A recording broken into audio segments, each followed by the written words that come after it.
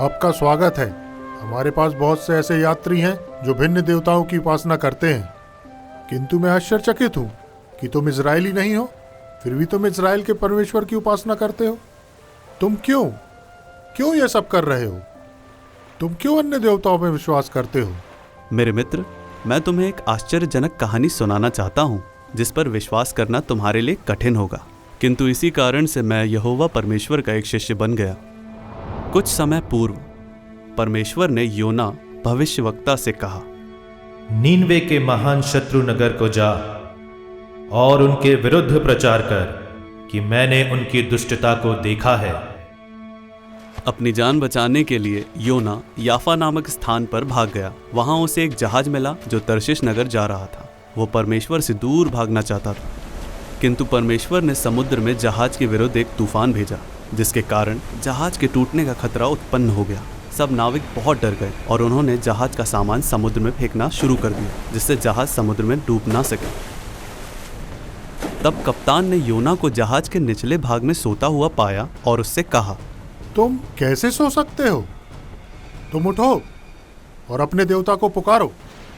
हमें प्रार्थना करना चाहिए जिससे वो हम पर दया करे और हम ना मरे।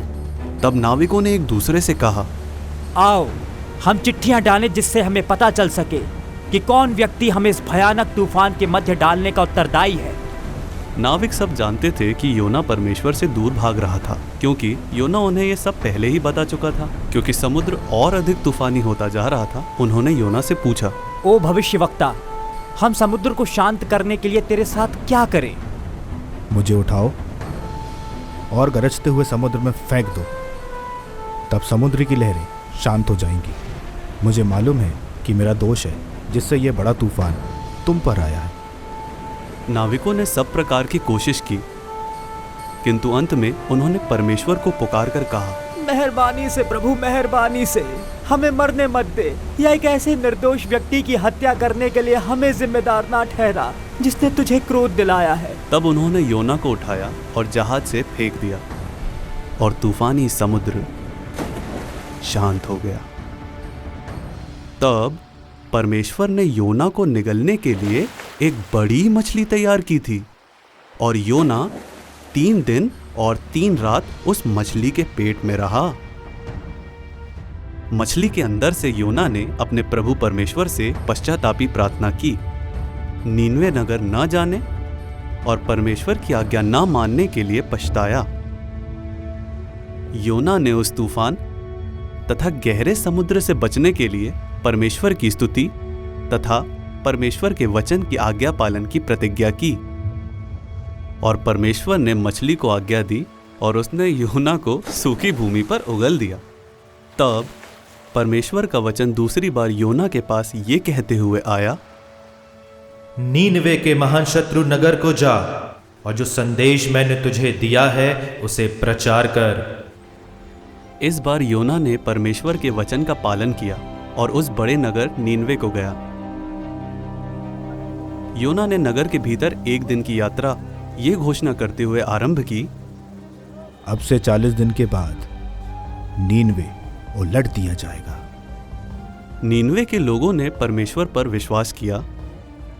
वहां के राजा ने सब लोगों और पशुओं के लिए ये कहकर उपवास की घोषणा की, समस्त लोग और सब पशु टाट ओढ़ें, हम सब तुरंत परमेश्वर को पुकारें और अपने गलत कार्यों से मन फिराएं।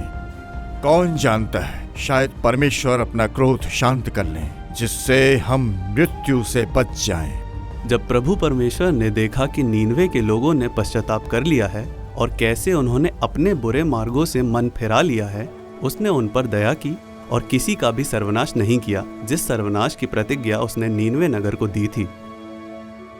परमेश्वर ने अपने हृदय की इच्छा बदलने का स्पष्टीकरण योना को यह कहकर दिया, क्या मैं उस बड़े नगर नीनवे की चिंता ना करूं, जिसमें 1,20,000 से अधिक लोग रहते हैं और जो अपने दाहिने और बाएं हाथों का भेद भी नहीं पहचानते।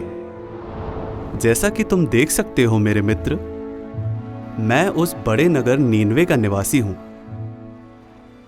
और मैं योना की उस चेतावनी द्वारा मृत्यु से बच गया।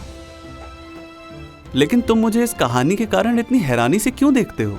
क्योंकि मैं योना भविष्यवक्ता को जानता हूँ। उसने इसी जहाज के द्वारा परमेश्वर से दूर भागने की कोशिश की थी। मैंने स्वयं जहाज के चालकों को आज्ञा दी थी कि वे योना को उठाकर समुद्र में फेंक दें, जिससे हम उस भयानक तूफान से बच जाएं। और जब वो भयानक तूफान अचानक शांत हो गया, तब मैं भी योना के परमेश्वर में विश्वास करने वाला विश्वासी हो गया। तब मैं जान गया कि वो सर्वशक्तिमान परमेश्वर है, ऐसा परमेश्वर जिससे कोई छिप नहीं सकता।